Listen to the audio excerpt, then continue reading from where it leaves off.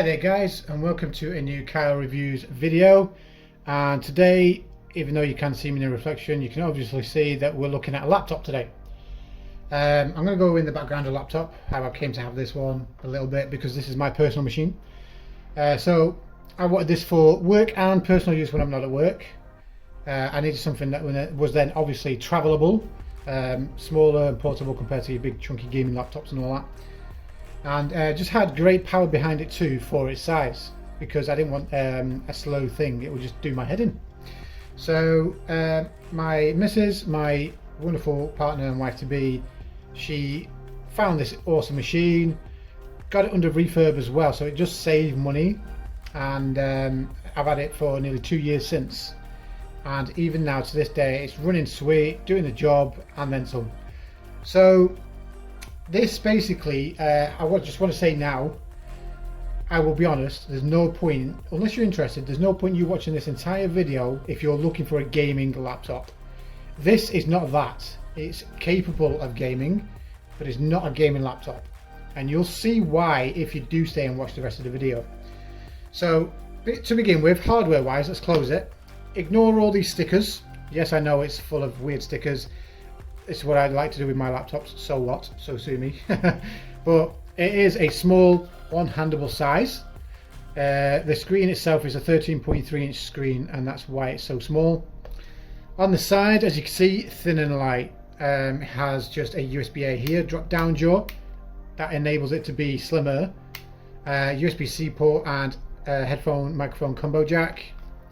On the other side, then we have micro USB-A again, which is currently taken up by my mouse USB receiver, SD card slot and power port, and that's it. Nice and simple. I do have a USB-C adapter, so on that it has a HDMI out port and extra USB ports and things like that for when I need it, but I don't use that much. And then from the outside to the inside here, when you open the screen, it has a very nice compact keyboard, chiclet style, very good travel and clicks. Love it. I love typing on this machine. A very nice responsive trackpad. It's not the biggest, you know, some people prefer them to have a bit more height, but hey, this is a small 13.3 inch, thin and light. It's not going to be too big, is it? So at times when I feel like this isn't enough, usually it is, but if I feel like it's not, then I'll use my wireless mouse. That's it. It's absolutely fine for me. It has a fingerprint reader too. There you go. It just logged me in, and it has, you know, webcam. You know, it's a standard webcam. Let's move that. Actually, you can see it there, and an array of microphones in there that helps you speak to it as well. So this has spec-wise for this model. By the way, it helps if I say the name. HP Envy 2020, 2021, one of them 2 years is when it was released, at around £1,000.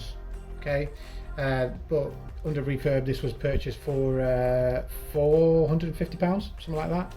So that's a big chunk off, isn't it? So specs wise, we're talking the i5 11th gen, which even right now, even though there are newer gens, it's still a high performing CPU. It does fantastic. It's not a slouch by far.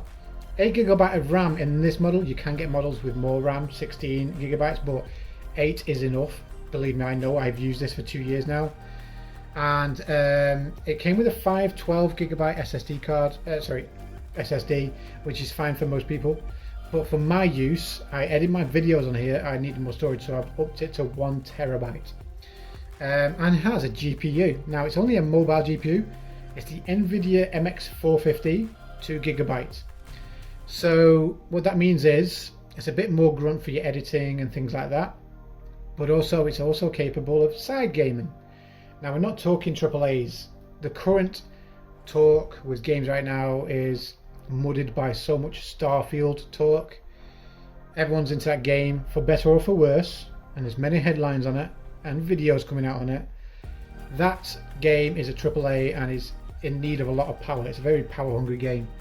This, however, even though it's not capable of Starfield, is capable of other good games.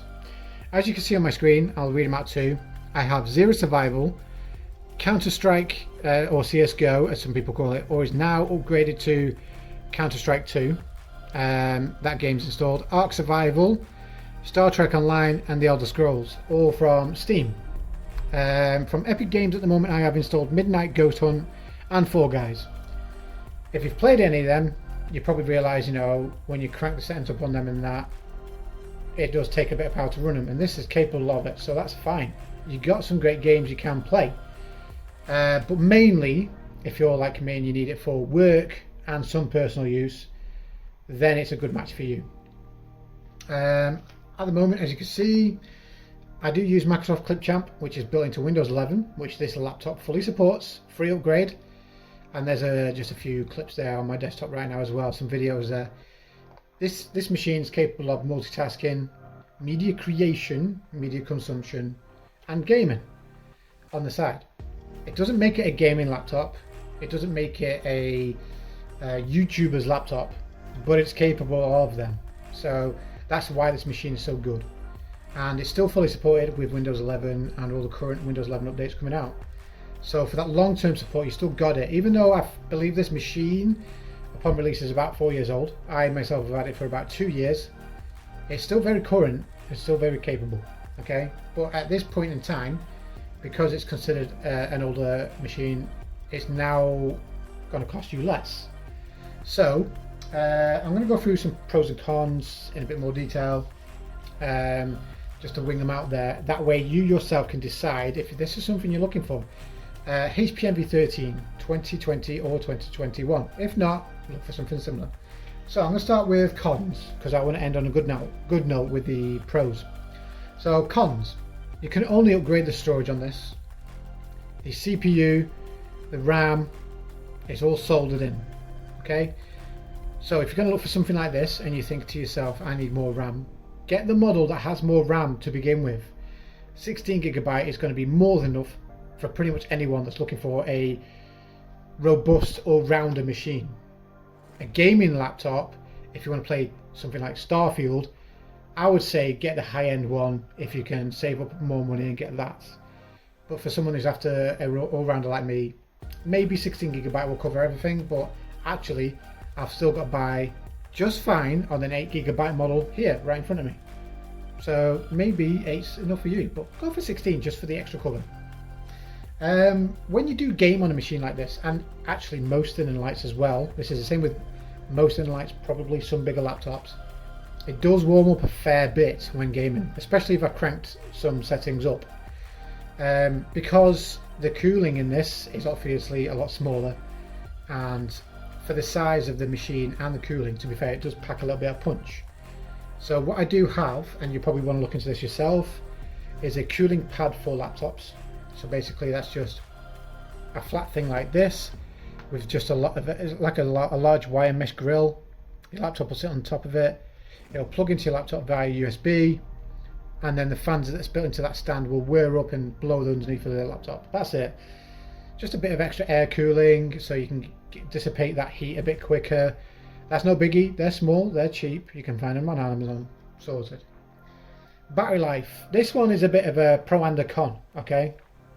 Con side is if you're doing something a bit more intensive like media creation, your video editing, or if you want to do a bit of gaming and that, off the wire, and it's the same with most laptops, batteries can go a lot quicker. You won't get a day's use out of it, that's for sure. It's the main downside to laptops, so you want to be careful if you're thinking of traveling somewhere, maybe to a bit of a game meetup with some friends, you go to a mate's house or something like that, and you're going to do a bit of gaming. Please make sure you take your adapter with you. I've done it a couple of times where I've gone to work itself, actually, my place of work. I used to travel around a bit for work, and I've forgotten my adapter at home or at work itself and gone back home without it. And I'm doing something a bit intensive and thought, I need to put this on charge quick, but then I realised I don't have it, so the battery's gone dead. So that's the only downside to that. However, then the pro to this specific battery itself, when I'm not gaming or doing something intensive, if I am just doing work documents, things like that, or emailing, then the battery does last you all day. So for work purposes, you will have a good battery in this machine itself. For personal gaming media creation uses, the battery is not enough. Then you need something more substantial, or your charger with you. And that's it for the cons, really. Soldered in, bad battery on heavy use, and warms up when gaming as well. Okay, now it's time for the pro list. I'll probably repeat a couple of things here, but you know, I want to show how they outweigh the cons I've just chatted about. So starting with bang for buck. Okay, for going something like this, when it's a refurb or just second hand but in good condition, and with good specs inside and extra features, you're getting a lot for your money. Just to show off a little bit what I mean by bang for buck. So one, this is a full metal build. It's strong, it's rigid, it looks very modern and up to date. This is always an important thing, I believe, for some people. But the extra features as well. So it's a fingerprint reader here. You have privacy functions, so this is for the camera. See how it covers? There you go. And then a mute button for the microphone. It has an orange light so you can tell it's on. Bring that up close. There we go, the orange light just there. Tap it, it's now no longer muted. Nice and easy. Great screen, deep blacks, popping colour. You definitely want a good screen if you're doing anything important on it, basically. Easy to use keyboard and mouse.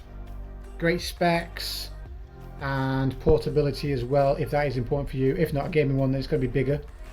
But overall, the full package that you get with this is great for the money, especially if you save a bit and get it second hand.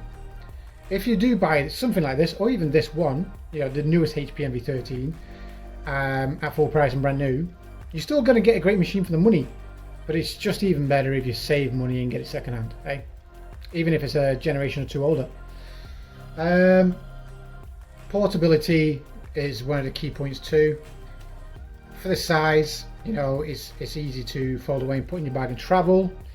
But even to just slap it about on whatever surface on your laptop and move around with it one-handed, portability is fantastic. I can't get enough of this. I don't think I'm ever going to go back to a full-size laptop. This is very, very key for me, important to me, and I believe it is for many other people. And you might even surprise yourself. You might think, oh, I want the biggest, fullest laptop for the biggest specs. But I think if you were to borrow my laptop for a week to do work and game on it, I believe you may end up sticking with a laptop this size. There was a time where any laptop this size only ever meant naff specs, it was slow, it didn't do much.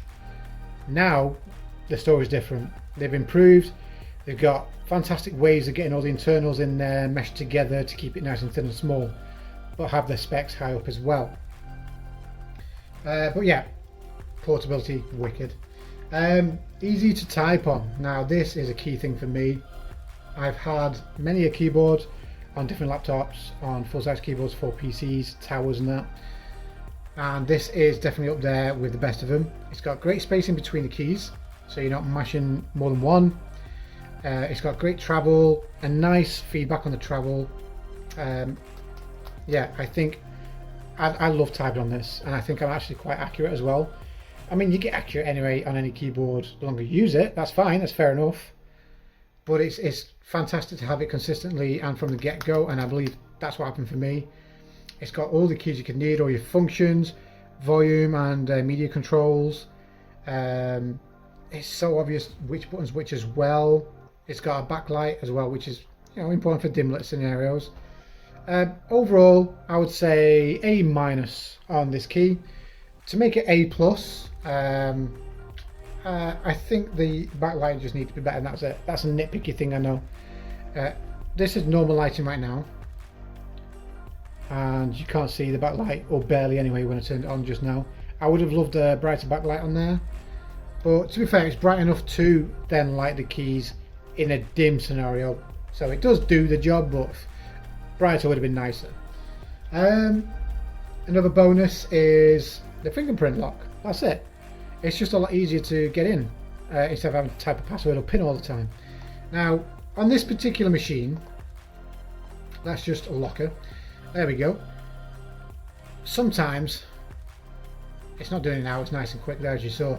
Sometimes, you know, if my fingers got a little bit sweat on there or something, it'll say, oh, you know, please try again. If you fail it more than once, then it'll ask for the PIN. It goes to the backup login. But having a fingerprint there for general use, just quicker, you know, just open it, screen comes up, unlock, done, you're in. That is so much nicer than you realise. To fully realise how great that is, I think you need to use a laptop with that. And there is more and more laptops coming out now with fingerprint readers. But the NV range, HP NV13s, fingerprint reader now, wicked for use. Also, I want to just double back on that as well. Fingerprints with Windows as well. To log into certain things, it also enables fingerprint login. So, like your Android, you know, banking apps, things like that. Windows is doing that on here as well. So nice and secure. Windows 11 supported. That's a key thing as well. Now, with many refurb laptops, older models, generations, whatever, you need to know which laptops support Windows 11 because not all of them do. You could get a budget laptop now with Windows 10 on, try and upgrade it to Windows 11, and it won't. It's not supported by Windows 11. Unfortunately, many laptops are like that. I can definitely say, obviously, as you can see, I'm running it. This is Windows 11 supported, so that means for the long term, even though I believe this machine is nearly 4 years old, it's still long term supported. You're getting your Windows 11 updates and all that, and hopefully, fingers crossed, when it's released, I can still get Windows 12 on it. I might not, we'll see, but I'm hoping it is. But at least for now, Windows 11 is on this machine if you were to look it up. Just to show you, where is it? System, about, and there we go. Windows 11 Home, 23H2. I am on the beta ring as well with this, so, but yeah, there it is. So yeah, just Windows 11 support, fantastic thing to have. Now, moving on to another big one, because this ties in with portability, is battery. I've already mentioned it, the con of it, the battery, gaming and that, it, you know, goes quick, but that's the same with any laptop. And I will repeat again, on normal use, work spreadsheets, internet browsing, whatever, normal light use, battery's great. And that's obviously important with the portability because you may travel with this machine to different locations and you want it to last, especially if you don't have your charger. Now, the last one, I did already mention it, but this is becoming more commonplace in newer laptops too, luckily, is privacy. I will show it again, say there you go, lock in your laptop camera so nothing can look at you if you're hacked or whatever, I don't know, it's one of them. And then the microphone cut off. So if you're one of them, you know, who thinks, yeah, I might be spied on here, or you think you've just been hacked, you've got a virus, whatever, and you don't want the hacker to see or hear you, those are built in. That's a good feature. Just whack them on, and then when you can recover it, get rid of the hacking or virus that's in there, then you're good to go again. But yeah, when I'm not using, I'm not someone who thinks, oh God, you know, I don't want to be watched by the government. I'm not someone who really wanted them features, but it was a nice bonus in this machine anyway when it was picked out. It's just built in there. It's not a needed extra for me. I like having it. And when I'm not using the camera, which is very rare in this machine because, you know, laptop cameras are not good, or when I'm not using the microphone, then I do just like having them turned off. It's just there, it's peace of mind. So that's always a bonus too within a machine like this. And that's about it really. So again, I will repeat, unfortunately, if you are someone looking for an all-rounder, perfect machine. You can save money. There are other similar machines too. That's fine. Look at them, compare them. There are other reviews as well on this machine, on YouTube and all that. So have a look at them. Don't just take my word for it. Is it worth the money? Yes, it definitely is. Even if you found one of these machines at, let's say, 600 Great British pounds, whatever that translates to in American dollars or whatever, it's still going to be worth the money. You're still supported. It does the job really well, whatever it is you want to do. If you're looking for massive AAA gaming though, then don't look at this. Move on to full fat gaming machines, okay, gaming laptops. You do lose some portability with them, but they have the power this doesn't. However though, CPU wise, RAM wise, GPU wise, this is capable of side games. It is capable of media creation. It is capable of just lightweight stuff too, if you don't want to use the full power. You know, you're browsing, multiple tabs, multiple browsers. I've had it all open, both Chrome and Edge open in one go, and it's not stuttered. YouTube watching as well. Crank up the YouTube to 4K streaming. It's worked flawlessly. Microsoft Clipchamp is open, nice. I've had music playing in the background whilst working. All sorts, you name it, I've done it on here. The only thing I did do personally again was up the storage for my personal use, but that's it. And that's it, yeah. That's it. Final. It's an old machine running against modern equivalents.